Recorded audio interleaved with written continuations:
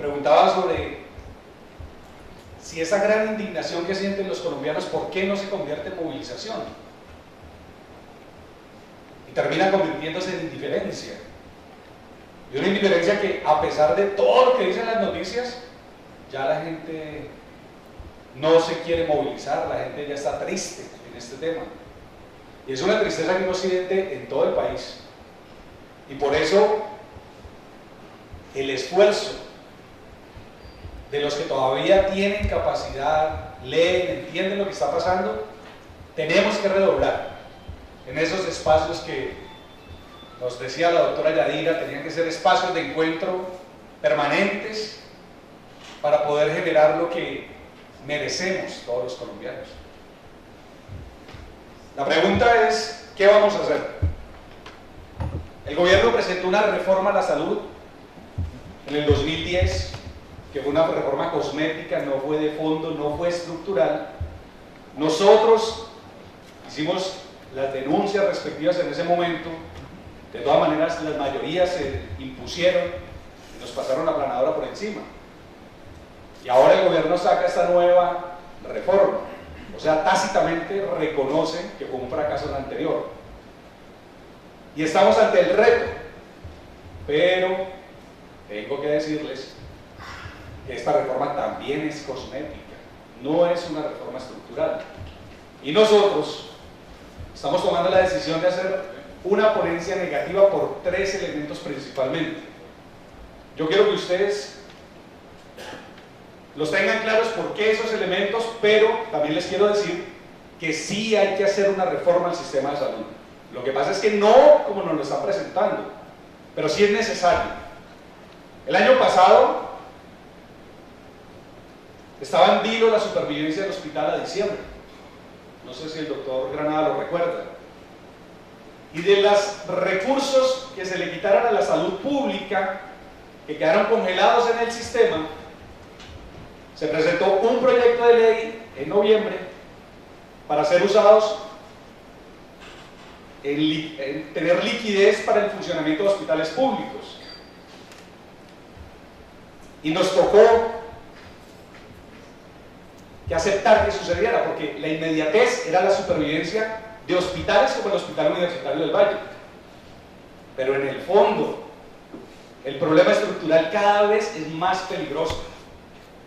O sea, no tenemos claro cuál es el modelo que nos van a imponer, o más bien, lo tenemos tan claro que es que nos están segmentando solamente en atender la enfermedad. Y eso es un gran peligro para nuestra comunidad si nosotros no logramos revertir las cosas desde el principio. Para iniciar, ¿por qué una ponencia negativa a este proyecto de ley? Lo primero es que está cursando un proyecto de acto legislativo en la Comisión Séptima y hay un proyecto estatutario en Comisión Primera. Todo el mundo está enfocado en este momento en el proyecto que estamos debatiendo con el ministro, pero el estatutario es el que tiene que salir primero y ahí no nos podemos dejar engañar, porque el estatutario es el que define el núcleo del derecho, la base de la Constitución. La base de la Constitución. Y allí es donde se tiene que dar el debate de fondo. ¿Qué es el núcleo del derecho en Colombia? Entonces la primera pregunta es, ¿qué es salud?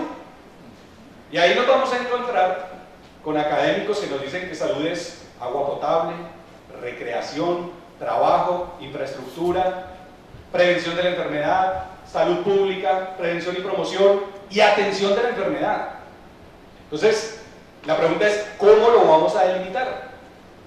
Obviamente, si lo hacemos con un espectro tan grande, pues sería imposible pensar que con los 46 billones que en ese momento se gasta en la salud, pudiesen ser suficientes para solucionar los problemas de la gente en Colombia. No es posible. Y es necesario definir ese núcleo del derecho. Y ese núcleo del derecho va a tener una serie de preguntas que tendremos que respondernos en determinado momento. ¿Lo va a prestar un público o un privado? ¿O va a ser mixto? ¿O se va a financiar solamente como se está financiando en este momento? ¿O de qué forma se va a hacer? Pero les quiero decir, si nos metemos en la discusión de la ley ordinaria tenemos en cuenta el antecedente de una reforma que pasó antes, que se llama sostenibilidad fiscal, es muy probable que nuestro núcleo del derecho quede tan segmentado que no haya la posibilidad efectiva de hacer un modelo de salud diferente en Colombia. ¿Estamos? Para nosotros, que estuvimos con muchos académicos que han trabajado el tema, la salud en Colombia no puede solamente segmentarse en atender enfermos, porque el beneficio económico está en la atención de los enfermos y nadie se está preocupando por la prevención, la promoción, la salud pública, y los efectos de eso son claros. Hay patologías en comunidades que ya estaban erradicadas. ¿Hacía cuánto que en Cali teníamos unos indicadores de tuberculosis supremamente bajos? Y la pregunta es, ¿cuáles son los indicadores de tuberculosis en este momento? ¿O qué está pasando con el dengue en Cali? O la noticia de esta semana, el caracol africano. Efectivamente, pero es por la forma en que se están aplicando los recursos. Si nosotros no reaccionamos en este momento y no empezamos a construir conciencia en nuestra comunidad sobre la necesidad de mirar esto desde un espectro amplio, vamos a quedar encancillados en un negocio donde yo les aseguro, este hospital va a sucumbir después de tantos años. El escenario no es fácil. Incluso en la nueva reforma ya no está la obligación de contratar un porcentaje con la red pública hospitalaria. Y cuando esto suceda, seguramente esos gestores, que son las mismas EPS, van a privilegiar sus redes de servicio. Y en este privilegio, definitivamente, los que sostuvieron la bomba social, los que estuvieron llenos hasta el 200% en urgencias cuando no había plata, los que les prestaron atención a todas las comunidades del Chocó, como es este hospital, a los que no tenían ningún tipo de aseguramiento, como es este hospital, a todas las comunidades de pacientes de alto costo que nadie quería recibir, que se sacrificó durante tantos años, definitivamente va a sucumbir. Por eso, mi amigo Iván, hay que informarle a las bases del hospital a lo que nos abocamos. No es un problema personal, es un problema de sostenibilidad. Y este problema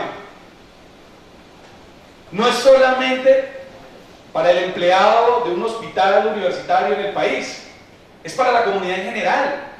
Segundo elemento, ¿por qué no vamos a apoyar esta reforma que nos está proponiendo? Porque acaban la tutela, y lo han intentado hacer desde muchísimas formas.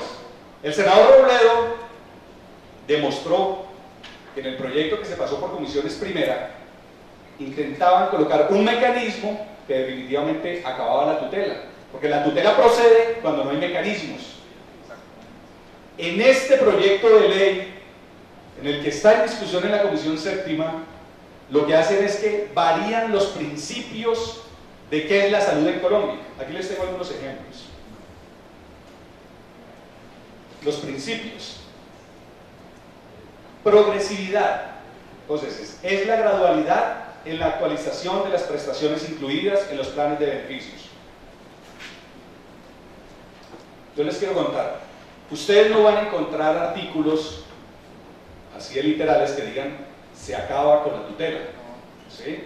Pues, es una vaina de tanta sensibilidad que no va a suceder. Y más, como nos lo explicaba la doctora Yadira, ustedes sabían, el 88% de las tutelas en el año 2011 fueron por servicios que eran obligación del Estado. Estaban dentro del plan obligatorio de salud, pero no los prestaban. Y por eso la única herramienta de la gente era la tutela. Ellos, cuando colocan esto en progresividad, resulta que usted ya no tiene el derecho a la salud, sino que el derecho está en una escala de que va a ir siendo progresivo hasta el momento en que el Estado lo va a garantizar. El problema es que la progresividad no tiene tiempo. O sea, no le va a decir progresividad a 10 años o progresividad a 5 años, sino que queda abierto. Y en el momento en que el juez reciba la tutela, o sea, la tutela como tal no se acaba, no va a tener cómo fallar para darle garantía a la salud de la población. 3.11, prevalencia de derechos. El sistema propenderá como obligación de la familia, la sociedad y el Estado en materia de salud. Enfoque diferencial. Lo realizará de manera progresiva. También está progresividad. El sistema promueve la ampliación gradual y continua de los accesos a los servicios. Este es un común denominador que además en varios foros donde hemos estado con el ministro, se los estamos señalando, señor ministro, usted está acabando la tutela con estos elementos. Dice, bueno, no, es que tienes exceso de suspicacia. Lo van a escuchar mañana. Pero ese exceso de suspicacia se da porque las confianzas están rotas. Y están rotas porque nosotros cada vez observamos que en este modelo, con todas las personas que ejercen los cargos de control y de dirección de la salud en el país, están directamente relacionados con personas que han participado desde el sector privado, en muchos aspectos. Lo del ministro, el senador Robledo ya lo denunció, ustedes saben que hay una recusación formal. Lo del fiscal general de la Nación fue el defensor de Salucop sobre si los dineros eran públicos o no eran públicos de las inversiones de Palacino. Ni qué decir del que era el superintendente de salud, hermano del director de AFIDRO, y ni qué decir del actual director de ASEMI. Fue ministro de salud. Cuando la doctora nos decía ahora en su presentación de la liquidación de todos los puestos de salud del Seguro Social, él era ministro. Era Presidente también fue del Seguro. O sea, fue directo responsable. Y ellos son los interlocutores del Estado en esta nueva reforma a la salud. Entonces, mientras nosotros pasamos de la indignación a la indiferencia, ellos están ganando. Porque ellos tienen claro hacia dónde es el negocio y hacia dónde va el negocio.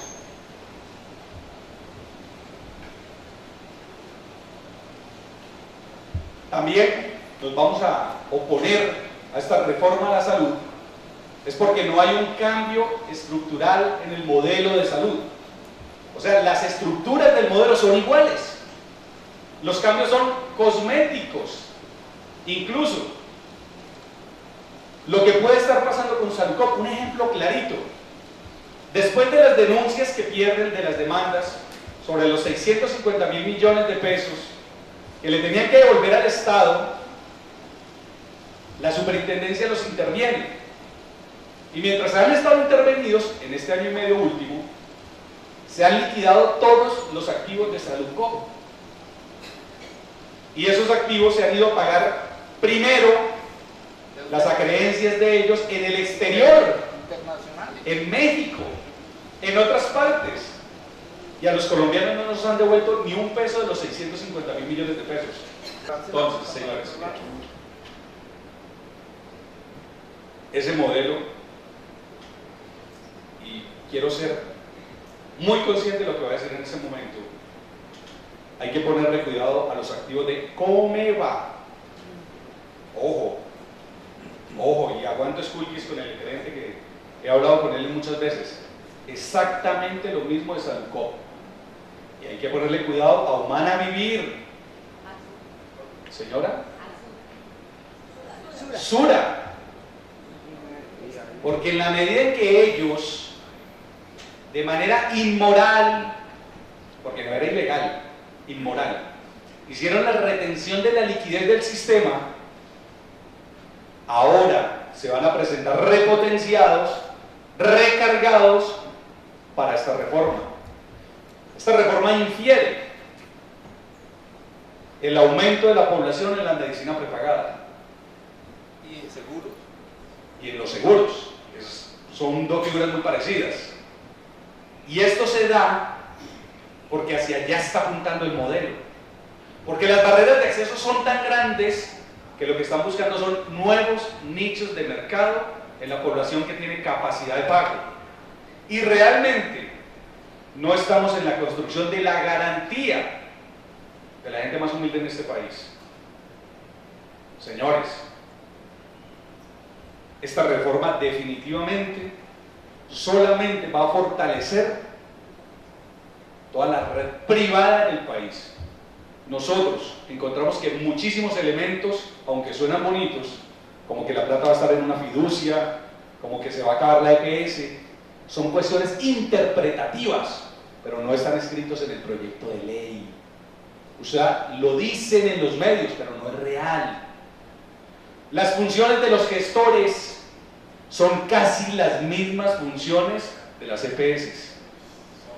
Exactamente las mismas.